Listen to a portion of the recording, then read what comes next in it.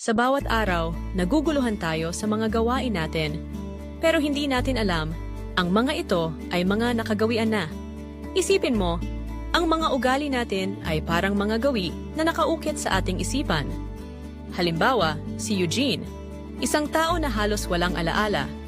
Pero nakakayanan pa rin ang buhay dahil sa mga nakagawian niya. Ano mga gawi ay nagbibigay daan sa ating mga utak na mag-save ng enerhiya para sa mas mahahalagang bagay. Ngunit, ang mga ito ay napakadelikado. Kapag nawawala ang cue, nawawala rin ang gawi. Isipin mo ang fries ng McDonald's, dinisenyo para matunaw agad sa bibig. Bakit?